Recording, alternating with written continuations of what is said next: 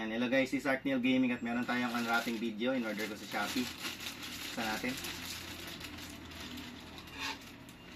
Ito, tingin ba natin o kamay yun? Makakaya naman pala kamay yun. Natin na nga. Tingin na lang natin. Alaw, kaya eh.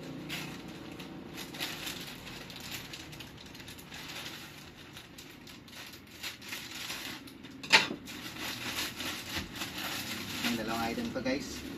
Yung isa USB cable, pandagdag lang to para magamit yung voucher. So ito talaga yung pinaka highlight ng ating unboxing. Natin bubble wrap.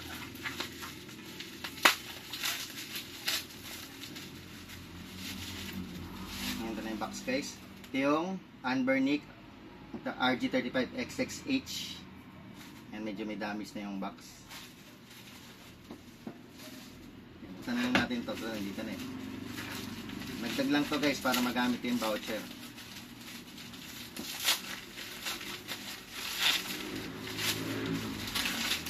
Ito naman yung Transformers na USB Type-C cable. Yan, mukha naman matibay. Yan, may logo ni Bumblebee. USB Type-C. Okay, tayo sa ano? Sa Anbernic. Yan, buksan natin guys. Paano ba ito? Ay, kaya pala may sticker pa. Testingin din natin mamaya kung gagana. First time ko lang mag-unbox ng ganito eh. Kasi yung dating Anbernic ko, nasira na. Tsaka napanalong ko lang yung sarapos. So second hand yun, hindi pa siya na-unboxing.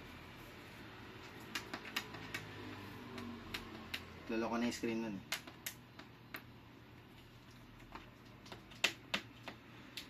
Alam guys hirap eh.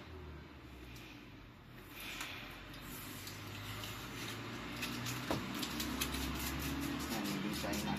Medyo maganda naman yung box niya, simple lang.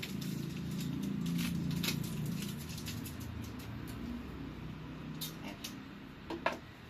Out of the box, yan makita nyo guys. Tapos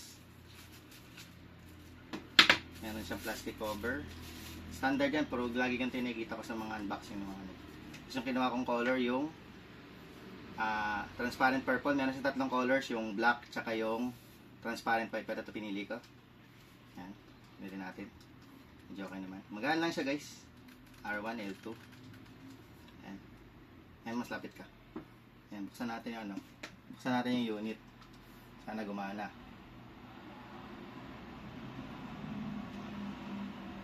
Ay, wait lang. Hindi yung may power on. Teka. Alam ko ito yung menu eh. O nga, ano yung power on button? Wait lang. Ah, ito pala sa gilid. Sorry guys. Ito pala. Menu button pala yung may pindot ko. Ating bumukas na ba? Ayan, bumukas na. Anbernic. Hanapin. Ayan, tingnan natin kung mag-boot up siya. Kasi yung mga SD card na kasama nito, China lang, medyo mabilis masira eh. Sana gumana. Kasi meron minsan pag out of the box, sira agad eh. Natin gawin. Ayan. Ito, zoom na dito. Lapit na lang ako. Kita. Ayan. Ayan, may tunog. Ayan guys, game rooms. Ayan, marami siyang available na. May pre-installed games na to. Ayan. Ayan ito, GB game. Game Boy ito siguro. Ayan, may Mame, GBA, NES, SNES, SMS. Ayan. Ayan. Highlight nito, pwede siya mag-PSP. Tsaka meron siyang analog compared sa RG35XX Plus. Ayan, try natin magbukas ng ano. Eh, wala natin PSP game. Sige, try natin PSP. Ito yung highlight na to eh. Ayan, may Castlevania. Ito mas sikat yan. May rest lang try natin. Ganda. Ito, this game is safe. Okay. Check natin kung gagana guys ha. Tsaka na tayo mag-in-depth review. Pero maganda siya guys, magaan lang. Maganda yung ergonomics. Ayan. Start. Maganda review siya pa guys, kaya binili ko. Dahil nakasale siya. Maganda rin yung sounds oh. Ayan o. Pala yung ano niya oh. Yung directional buttons, analog stick. Yung apat na buttons, X, Y, A, B.